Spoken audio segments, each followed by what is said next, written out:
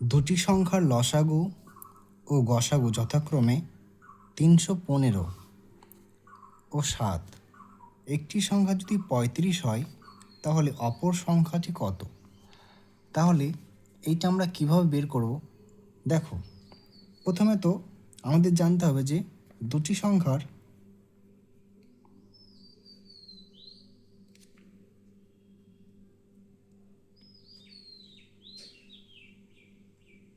গুণফল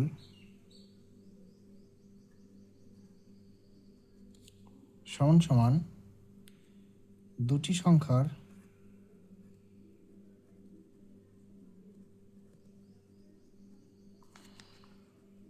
লসাগু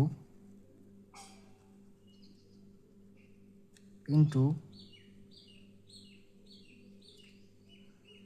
গসাগু হয়, তাই তো? তাহলে দুটি সংখ্যার গুণফল সমান সমান দুটি সংখ্যার লসাগু ইন্টু গসাগু হয়। তাহলে এখানে দিয়েছে যে দুটি সংখ্যার লসাগু কত দিয়েছে? 315, তাই তো?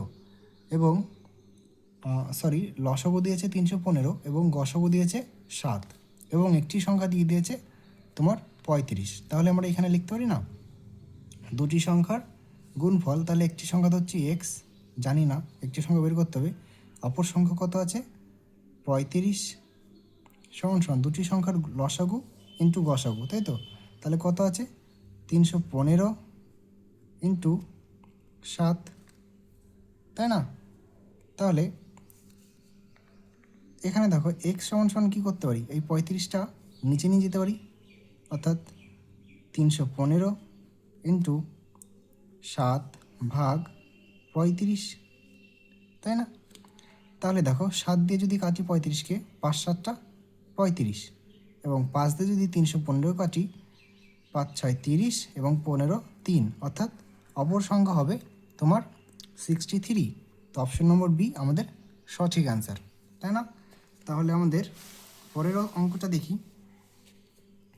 দেখো, দুটি সংখ্যার লসাগু ও গসাগু যথাক্রমে 385 এবং 11। একটি সংখ্যা যদি 55 হয় তাহলে অপর সংখ্যাটি কত হবে সেটা আমরা বের করি। তাহলে একটু আগে আমরা কি জেনেছি যে দুটি সংখ্যার লসাগু ইন্টু গসাগু সমান সমান দুটি সংখ্যার গুণফল। তাহলে আমরা লিখতে পারি না এখানে যে একটি সংখ্যা হচ্ছে এক্স, অপর সংখ্যা কত 55 সমান সমান লসাগু ইন্টু গসাগু, অর্থাৎ 385 ইন্টু 11, অর্থাৎ এক্স সমান সমান কী হবে, এখানে 55টা গুণ আকারে আছে, তাহলে এই 55টা এখানে ভাগ আকারে চলে যাবে, 385 ইন্টু 11 বাই 55। তাহলে 11 দিয়ে যদি আমরা 55কে কাটি কত হবে, 5 11 55। এবার 5 দিয়ে যদি 385কে কাটি, দেখো 5 7টা 35, অর্থাৎ থাকলো এখানে 3 আর 5 35, অর্থাৎ আবার 7 হবে, অর্থাৎ 77 77। তো দেখো অপশন নম্বর ই হচ্ছে আমাদের সঠিক অ্যান্সার। তাহলে পরের অঙ্ক দেখি আমরা এখানে কি আছে। দেখো এখানে বলছে দুটি সংখ্যার অনুপাত 4:5 এবং তাদের গসাগু 5 হলে সংখ্যা দুটির সমষ্টি কত? অর্থাৎ দুটি সংখ্যার অনুপাত আছে, এটা হচ্ছে অনুপাত, আমরা এভাবে লিখছি 4x:5x, আর এদের গসাগু কত? গসাগু আছে 5। তাহলে যদি আমরা এই 4 দিয়ে 5কে গুণ করি, 4 5 20, তাহলে একটা সংখ্যা পাবো, এবং এই 5 দিয়ে যদি আর একটা সংখ্যাকে গুণ করি তাহলে কত, 5 5 25, ঠিক আছে? তাহলে এই 20 আর 25 যোগ করলে কত হয়, 45, ঠিক আছে? তাহলে আমাদের এখানকার উত্তর হবে কত, 45। অর্থাৎ দেখো আমরা লসাগু তো বের করতে পারি এইভাবে, তাই না? একটা সংখ্যা ধরি এক্স, একটা সংখ্যা ধরি ওয়াই, এবং এদের বলেছে গসাগু, অর্থাৎ সবথেকে বড় সংখ্যা যেটা দিয়ে সেটা ভাগ করা যায়, সেটা হচ্ছে 5, এবং এদের অনুপাত কত বেরিয়েছে দেখো 4:5। অর্থাৎ এরকম একটা সংখ্যা যে সংখ্যা দিয়ে এই যে সংখ্যাকে 5 দিয়ে ভাগ করলে 4 হবে, এবং আর একটাকে 5 দিয়ে ভাগ করলে তোমার 5 হবে, তাই তো? তার মানে এটার সাথে যদি এটা গুণ করে তাহলে এক্সের মান পাবো, তাহলে এক্সের মান কত হবে, 4 5 20, এবং এই 5-এর সঙ্গে যদি 5 গুণ করি তাহলে ওয়াইয়ের মান পাবো। তাহলে কত?